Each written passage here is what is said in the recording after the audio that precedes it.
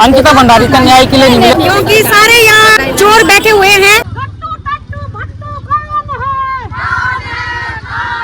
राठौर जी है, उनकी पत्नी ने जो है सारा खुला आम तमाशा कर दिया है, उसके बावजूद भी जो है ये सरकार नहीं चेत रही है। सरकार मुर्दाबाद मुर्दाबाद मुर्दाबाद।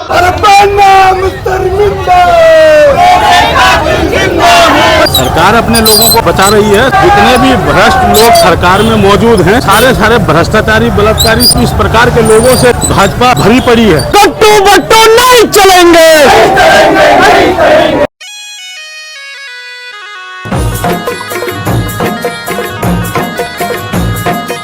नमस्कार दगड़ियों, जय बद्र विशाल। आज मैं हूँ छौ पौड़ी गढ़वाल की श्रीनगर की चुंगी माँ। आज यक मुँह जन आक्रोशित रैली च किले की हमारा गढ़वाल माँ अंकिता भंडारी ते पूर्ण रूप से न्याय नहीं मिलू जगह कारण से आज जन आक्रोशित रैली यक मुँह आज मातृ शक्ति लोग आए हैं। अंकिता भंडारी का न्याय के लिए नहीं मिला। आप तक क्या लगता है किले नहीं मिलना चाहिए न्याय? क्योंकि सारे यहाँ चोर बैठे हुए हैं और हमारा सरकार से अनुरोध है कि अंकिता के हत्यारों को जल्दी से जल्दी फांसी की सूली में चढ़ा दिया जाए। आज हम यहाँ पे अंकिता के लिए इकट्ठे हुए हैं। कोई राजनीतिक मुद्दा नहीं है, लेकिन हमें अंकिता के लिए न्याय चाहिए। आज ये हादसा अंकिता के साथ हुआ है, कल किसी के भी साथ हो सकता है, किसी की भी बेटी के साथ हो सकता है। हमारी बेटा बाहर पढ़ने के लिए, तो ये इसलिए हमें उत्तराखंड में जो ये बहु बेटा है सबको सचेत होना है कि नहीं होना? अंकिता को न्याय दो, न्याय दो, न्याय दो।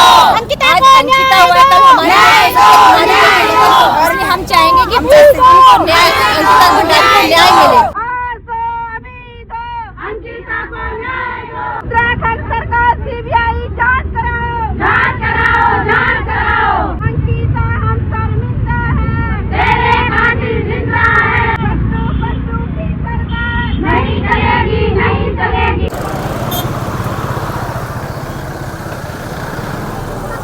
अभी यू रैली जाली गोला बाजार होता है अगने। ऐसे लोगों को कौन सजा दी जाए? मैं चाहता हूँ कि अब हमारी बहन अंकिता भंडारी को न्याय मिले और इसीलिए जो भी वीआईपी इसमें दोषी है उनको सजा मिले। ये केस सीबीआई को दिया जाए, इससे भी कोई फर्क नहीं पड़ेगा। तो हम इसमें भूख हड़ताल में बैठेंगे, सड़कों में लेटेंगे, मगर हम अपनी बहन अंकिता भंडारी को न्याय जरूर दिलाएंगे।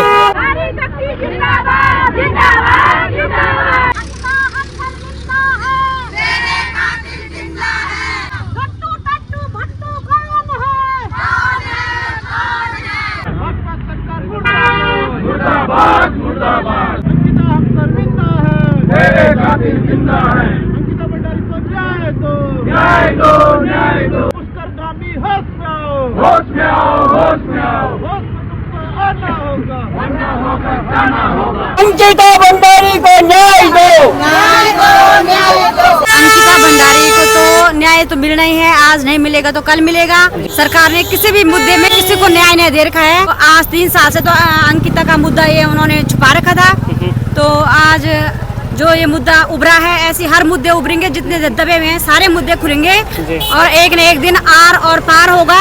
जो ये हमारी सरकार है, हमारे साथ तानाशाही कर रही है, हमारे द्वारा लाई गई सरकार है और हमारे साथ इतना तानाशाही कर रही है। तो आज नहीं तो कल अंकिता को भी न्याय मिलेगा। और हम लोग जो पीड़ित लोग यहाँ पे आ रखे हैं, हर किसी की अपनी परेशानी है, तो सबको न्याय मिलेगा। लेकिन हम 2027 का इंतजार कर रहे हैं कि उस ईश्वर की कृपा से, भोलेनाथ की कृपा से कब 2027 आए और हमें न्याय मिले। बेटी अंकिता भंडारी जी थी, उनके साथ जो निर्दय हत्या की गई थी भाजपा के लोगों द्वारा, उसके लिए हम अंकिता भंडारी के लिए न्याय के लिए यहाँ पे हम ये जो आंदोलन में खड़े हुए हैं। और हम ये चाहते हैं बस कि अंकिता भंडारी को न्याय मिले। आज ये भाजपा सरकार इनके दोषियों को बचाने का जो काम कर रही है, ये बहुत निंदनीय है। हम लोगों से जो है और सबूत मांगे जा रहे हैं। सारे उर्मिला सनावर और हमारे जो विधायक राठौर जी है, उनकी पत्नी ने जो है सारा खुला आम तमाशा कर दिया है, उसके बावजूद भी जो है ये सरकार नहीं चेत रही है। हमारा स्पष्ट कहना है कि तुरंत सीबीआई जांच हो और जो प्रदेश के भाजपा के प्रदेश के वो बना रखा है दुष्यंत गौतम और वो जो क्या है और प्रभारी बना रखा है, उसको तुरंत फांसी हो। और हम ये कहना चाहते हैं कि आपकी जो भीड़ लग रही है, ऐसे पूरे प्रदेश में जो है आग लगी पड़ी है, उनके बावजूद भी जो है ये सरकार तमने ने इसका उखाड़ फेंकना है। भाजपा सरकार मुर्दाबाद मुर्दाबाद मुर्दाबाद।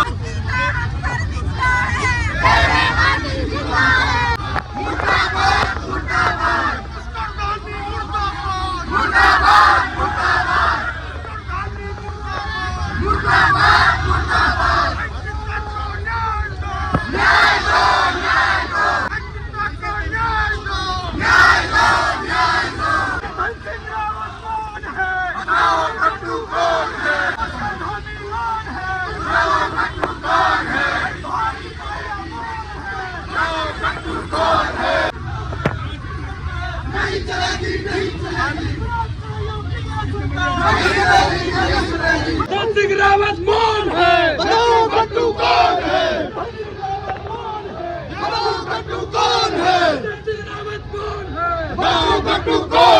बीजेपी सरकार मुर्दाबाद मुर्दाबाद मुर्दाबाद भाजपा सरकार मुर्दाबाद मुर्दाबाद मुर्दाबाद अरे पन्ना मुस्तरमिंदा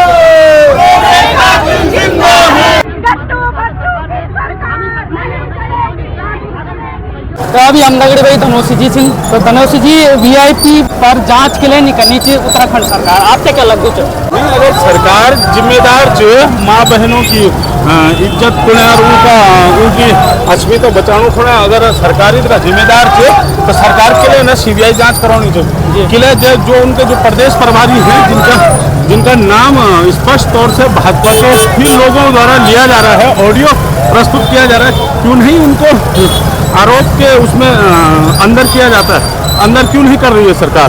और उसके बाद जांच करवाए, सीबीआई जांच करवाए। अगर वो 5 साथ हैं तो सीबीआई जांच करवा कर अपने आप को निर्दोष साबित करें। आपसे क्या लगता है कि किले नहीं करनी होगी सरकार? सरकार अपने लोगों को बचा रही है। सरकार के जो जितने भी भ्रष्ट लोग सरकार में मौजूद हैं वो सब सारे भ्रष्टाचारी बलात्कारी सब इस प्रकार के लोगों से भाजपा भरी पड़ी है। भाजपा ऐसे लोगों को नहीं हटाना चाहती है, ना ही दोषी करार कर देना चाहती है, क्योंकि यही लोग उनके सरकार गिराने और सरकार बनाने के काम आते हैं। तो अभी पहुंच गया हम भाई बरगद का डाला का एक मुंह, ये रैली अभी हमने जाली एक बटी बोला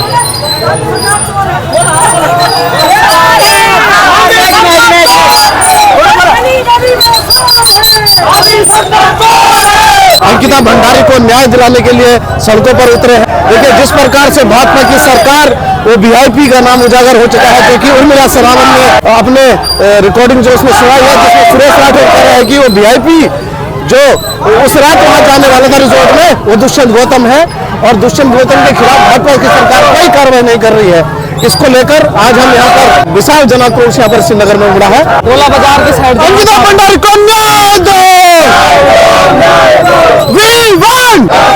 दुष्यंत गौतम को फांसी दो, वीआईपी को फांसी दो, अंकिता भंडारी को न्याय दो, गट्टू बट्टू नहीं चलेंगे, गट्टू बट्टू नहीं चलेंगे। अभी पहुंच गया भाई हम श्रीनगर बाजार में, गोला मार्केट से थोड़ा सा पहले हम पहुंच गया और एक मूवी अभी रैली जारी थी।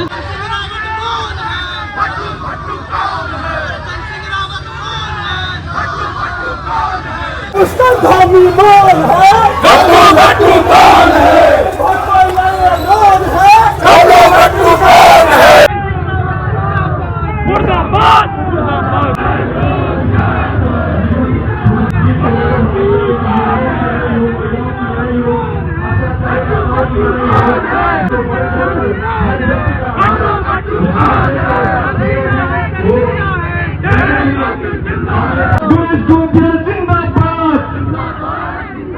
उत्तराखंड का लाल तुम संघर्ष करो, हम तुम्हारे साथ हैं। ये निवेदन करता हूँ कि आप सभी लोग अपने स्थान ग्रहण करें। गट्टू पट्टू की सरकार आपकी हम शर्मिंदा है। कम आती है कि महिला अपराध के रूप में यह प्रदेश नंबर 1 पर है, और वो भी भाजपा सरकार के कार्यकाल में। अपनी महिला शक्ति से कहना चाहता हूँ कि हमें अगर हम अपनी बेटी को पढ़ाते हैं, उसको अच्छा रोजगार दिलाना चाहते हैं, उसके भविष्य की बात करते हैं, और कोई बेटी अगर बड़ी होकर अपने माँ बाप का सहारा बनना चाहती है, तो क्या उसको इतना हक नहीं कि वो घर से दूर जाकर कहीं पर अपने परिवार का पालन पोषण कर सके, उनकी सहायता कर सके? अगर ये सपना सजाने का उसको अधिकार नहीं है तो हम किस प्रदेश में जी रहे हैं? ऐसा ही सपना लेकर हमारी अंकिता बहन गई थी कि अपने माँ बाप का सहारा बनूंगी, 2 पैसे कमाकर अपने घर को ठीक करूंगी, और उसके साथ जो वहां पर हुआ, मैं ये कहना चाहूंगा कि जो वहां की स्थानीय विधायक हैं रेणु बिष्ट जी, उन पर भी कार्रवाई होनी चाहिए, जो कि उन्होंने वहां पर सबूतों को छेड़ने का काम किया। इन नेताओं से पूछिए आप लोग, और कल ये जो है चुनाव का टाइम आएगा, आपके बीच आएंगे। आज मैं आपसे पूछना चाहता हूँ, जिस सांसद को आपने वोट डाली वो आज वो सांसद क्यों मौन है?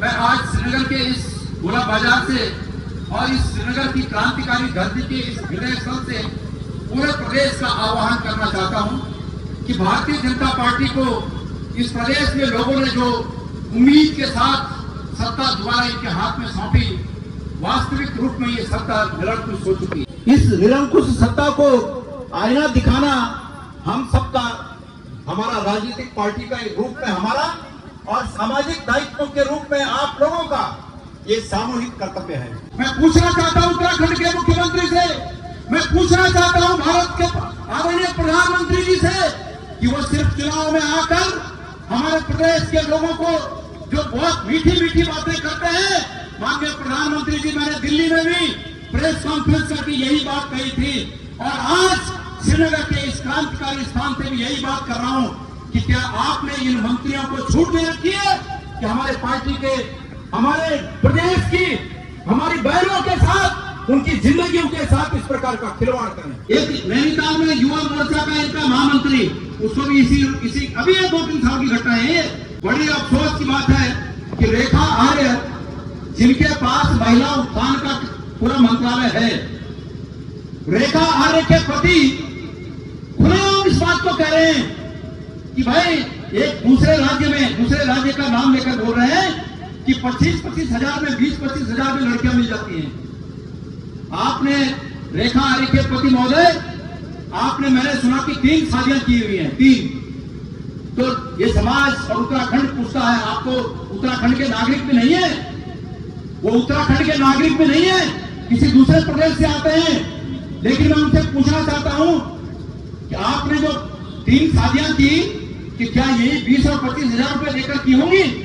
मैं पूछना चाहता हूं उनसे। कितने बड़े अफसोस की बात है कि भारतीय जनता पार्टी कहती है कि हम महिलाओं का सम्मान करते हैं। मैं पूछना चाहता हूं प्रदेश के मुख्यमंत्री से, मैं पूछना चाहता हूं आदरणीय प्रधानमंत्री जी से कि क्या आपकी पार्टी इसी प्रकार से महिलाओं का सम्मान करती है? भंडारी उस होटल से गुम हुई, उसके पिता को शाम को फोन जाता है, भंडारी जी को, जो हमारे बगल के हैं, उनको फोन जाता है कि भाई आपकी बेटी कहीं चली गई है। होटल से फोन जाता है, आपकी बेटी कहीं चली गई है। वो रात को बहुत परेशान हुए कि मैं क्या करूं। अपने रिश्तेदारों को उन्होंने बात की, 2-4 रिश्तेदारों को लेके शाम तक वहां पहुंचे, लेट तक वहां पहुंचे, रात को कोई नहीं मिला और अगली सुबह जब वहां गए तो उन्होंने कहा कि भाई हम लोग जो है पटवारी के पास रिपोर्ट करने गए हैं, आप भी यहीं आ जाओ, वो कहीं गुम हो गई है। जब वो वहां गए तो उनके कथनानुसार पटवारी भी उनको धमकाने लगा कि तुम भी मान जाओ कि ये कहीं भाग गई है। अगर वो मान जाते तो बात रफा दफा हो गई थी, लेकिन वो नहीं माने। उन्होंने रिपोर्ट लिखाई और साथ साथ में अंदेशा जताया कि ये इन लोगों ने कहीं उसको गुम कर दिया। उन्होंने मेरे से फोन पे कही ये बात अभी 2-3 दिन पहले कि उस दिन मुझे ये पता नहीं था कि वास्तव में इन्होंने मार दिया। अगर मुझे ये पता लगता कि इन्होंने मार दिया तो मैं भी वहां पर हो सकता है कि उनका ही कुछ कर देता, पर मुझे ये लगा, उन्होंने कहा कि इन्होंने कहीं इसको इधर उधर गुम कर दिया है। तो उसके बाद उन पर दबाव बनाने लगे कि तुम मुंह मत खोलो, लेकिन उसके बाद वो माने नहीं। उस अंकिता भंडारी का एक मित्र है, पुष्प नाम था, पुष्प नाम है उसका, उस पुष्प नाम के व्यक्ति ने यह राज खोला कि अंकिता भंडारी ने मुझे मैसेज करके बताया था कि मेरे को यहाँ से फोन करने के लिए भी दिक्कत है, अगर इन्होंने सुन लिया कि मैंने बाहर बोल दिया तो ये मुझे मार देंगे, मेरे जीवन को खतरा है। बहुत स्पष्ट रूप से लिखा है कि मेरे जीवन को खतरा है, मैं बाहर नहीं बोल सक रही हूँ, लेकिन मैं मैसेज के द्वारा बता रही हूँ कि ये मुझ पर दबाव बना रहे हैं कि इनका कोई वीआईपी है जिसके लिए मुझे विशेष सेवा देने के लिए, स्पेशल सर्विस देने के लिए मुझ पर दबाव बनाया जा रहा है। और उसी दिन वो गायब हो गई। उसके बाद की कहानी आप सब लोग को पता है। दुर्भाग्यपूर्ण ये है कि जिस दिन उसका शव मिला, उस दिन शव रात को मिला, 8-10 बजे रात को मिला होगा, और रात को 2:30 बजे वो कमरा तोड़ दिया गया जहां पर अंकिता भंडारी रहती थी रिजॉर्ट के अंदर। जिस कमरे में वो सोती होगी वो कमरे का तहस नहस कर दिया गया, उस कमरे को तोड़ दिया गया। मैं सुबह जब उठा, मैंने फेसबुक पर देखा कि फेसबुक पर कहा जा रहा है कि धामी जी पहले तो धाकड़ी थे, अब तो धामी जी बजरंगबली हो गए। मैंने देखा बड़ी उत्सुकता से, धामी जी जो बजरंगबली बन गए, ये किस तरह बजरंगबली बने? तो पता चला कि वो कमरा, वो रिजॉर्ट धामी जी ने रात को तुड़वा दिया, बुलडोजर चला के तुड़वा दिया और वो जो है बजरंगबली बन गए हैं। रेणु मिस्त्री जो कि विधायक है जमकेश्वर की, उन्होंने भी इस पर धामी जी को बहुत साधुवाद दिया, बधाई दी कि आपको बहुत बहुत बधाई, आपने वो रिजॉर्ट तुड़वा दिया, रातों रात रिजॉर्ट तुड़वा दिया, आपको बहुत बहुत बधाई। मुझे कुछ शंका हुई कि ये तत्काल रिजॉर्ट जो तुड़वाने की बात है, जहां अंकिता भंडारी रहती थी, और जो लोग थोड़ा भी पुलिस की जांच को जानते हैं, वो लोग इस बात को अच्छी तरह समझते हैं कि कोई भी घटना स्थल, जब तक कि उस घटना स्थल को पूरी तरह से मुआयना न कर गया, उसके पूरे सैंपल जांच के लिए जो भी आवश्यक होते हैं, फॉरेंसिक जांच के लिए जो भी आवश्यक वो सैंपल्स होते हैं, वो जब तक न ले लिया गया, तब तक उसको छेड़ा नहीं जा सकता। मुझे शक हुआ, ये हमारे पूर्व विधायक जी मनोज रावत जी का मुझे फोन आता है 8:30-9 बजे के करीब कि गोदियाल जी ऐसा करते हैं कि अंकिता भंडारी का जहां पोस्टमार्टम हो रहा है, आप और हम वहां जरा चलते हैं। मैंने कहा बिल्कुल चलते हैं। हम वहां गए, मेरे अन्य साथी भी मेरे साथ थे, हम वहां गए और वहां से हम वहां भी गए जहां वो कमरा तोड़ा था। मैंने देखा वो कमरा तोड़ा है, रिजॉर्ट पूरा नहीं तोड़ा है, वो कमरा तोड़ा है जहां वो रहती थी। मैंने कहा अरे भाई गजब है, ये तो सबूतों को नष्ट करने की साजिश है। कहां के बजरंगबली, ये तो सबूत नष्ट करने का कारनामा है। तब तक सोशल मीडिया में बड़ा उफान चल रहा था कि मुख्यमंत्री बजरंगबली, भाजपा सरकार बजरंगबली, इन्होंने रिजॉर्ट तोड़ दिया। और आपको याद होगा इस गणेश गोदियाल ने पहला वक्तव्य दिया कि ये रिजॉर्ट तोड़ने की घटना नहीं है, ये सबूतों को मिटाने की साजिश है। और तब जाके लोग समझे इस बात को कि वाकई ये सबूतों को मिटाने की साजिश है।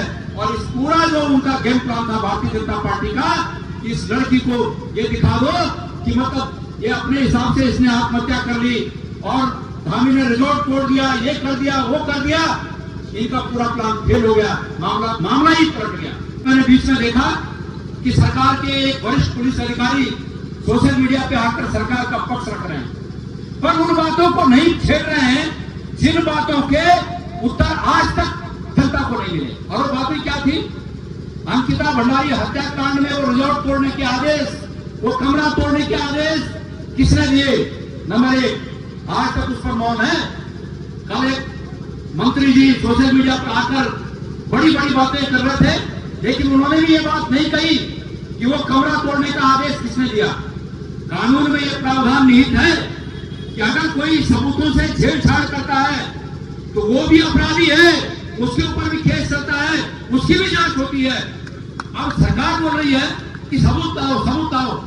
भाई रुकम भाई, सबूत तुम मुझे नहीं, सबूत नहीं मुझे नहीं, सबूत उनके पास है जिन्होंने उन सबूतों को नष्ट किया है। और जब तक सबूत नष्ट करने वाले लोगों से 3rd डिग्री की जांच नहीं हुई, पूछताछ नहीं हुई, मैंने सुना पुलिस में एक 3rd डिग्री की जांच होती है। भाई पुलिस के मेरे साथियों, 3rd डिग्री होती है कोई जांच के दौरान? तो जो 3rd डिग्री की जांच होती है, जब तक ये 3rd डिग्री की जांच इन लोगों से नहीं हुई, तब तक सबूत कहां से आएंगे? मेरी मांग है कि उन विधायक को जिन्होंने कहा कि हमने ये रिजॉर्ट तोड़वाया है, उनको वो 3rd डिग्री की जांच से गुजरना चाहिए, उनका नार्को टेस्ट होना चाहिए। और उस एसआईटी जिस पुलिस अधिकारी ने इस पूरे मामले की जांच की है, उनकी 3rd डिग्री होनी चाहिए जांच, उनका नार्को टेस्ट होना चाहिए कि किसका दबाव था जो कह रहे हैं कि वो लाओ सबूत लाओ, उनके ऊपर किसका दबाव था कि जिस समय सबूत इकट्ठा किए जाने चाहिए थे, उस समय उन्होंने उस बचे हुए सबूतों पर आग लगा दी। जो कमरे के अंदर गद्दे बचे थे, उन गद्दों पे आग लगाई और जो बचा खुचा था उसको स्विमिंग पूल में डाल दिया।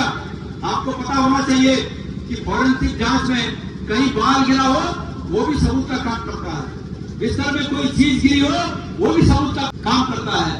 खून गिरा हो, थूक गिरा हो, पसीना गिरी हो, कपड़ा गिरा हो, उसने कुछ निशान गिरे हो, कमरे के हैंडल पे, कुंडी पे, कहीं पर टेबल पे हाथों के निशान, ये फिंगरप्रिंट्स कहीं हो, ये भी सबूत का काम करता है। जब तुमने सब कुछ खत्म कर दिया और आज जनता से कहते हो कि सबूत लाओ, बड़े बेशरम लोग हैं, बड़े बेशरम लोग हैं कि जनता को कह रहे हैं कि सबूत लाओ। और उसके बाद भारतीय जनता पार्टी के प्रदेश के अध्यक्ष महेंद्र भट्ट, जब एक महिला ने अपने पति और अपने बीच हुए बातों को सार्वजनिक कर दिया और भारतीय जनता पार्टी के एक विधायक ने अपनी पत्नी से कहा कि ये अंकिता भंडारी हत्याकांड में आप वीआईपी कौन था, जब नाम ले दिया तो तब भारतीय जनता पार्टी के अध्यक्ष बड़ी बेशर्मी से कहते हैं कि अरे भाई वो फलाना व्यक्ति जिसका वो नाम ले रही है वो अनुसूचित वर्ग से था और कांग्रेस ने तो पूरे अनुसूचित वर्ग का अपमान कर दिया। ये कहकर कांग्रेस ने कहा,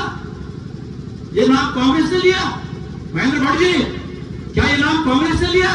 ये नाम तुम्हारे नेताओं ने लिया और बड़ी बेशर्मी से कांग्रेस पर थोपते हो। लेकिन मैं कहना चाहता हूं कि अगर अनुसूचित वर्ग का अपमान किया तो महेंद्र भट्ट जी ने किया, क्योंकि महेंद्र भट्ट जी ने दुष्यंत कुमार गौतम की जाति बताई कि वो किस जाति से थे। गणेश गोदियाल है, कांग्रेस का कोई भी साथी दुष्यंत कुमार गौतम की जाति से हमको कोई मतलब नहीं है और ना हम जानते थे कि उनकी क्या जाति है।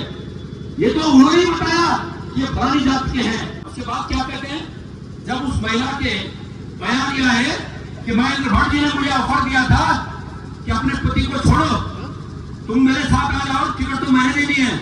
जब उसने ये रहस्य उद्घाटन किया तो तब बोलते हैं कि मैं ब्राह्मण हूं और मेरे पर ही आरोप लगाकर ब्राह्मणों का अपमान कर दिया।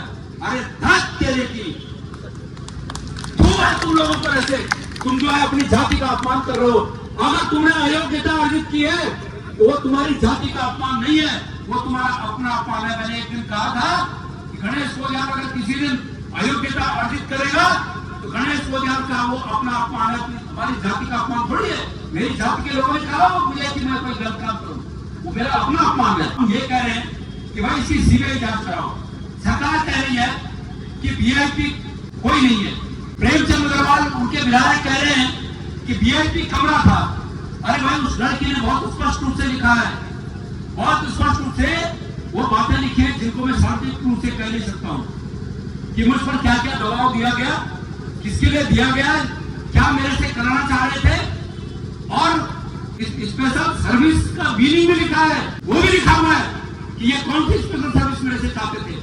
और ऐसे में ये बेशरम सरकार और बेशरम मुख्यमंत्री एक बेटी का पक्ष लेने के बजाय अपने नेताओं का पक्ष ले रहे हैं।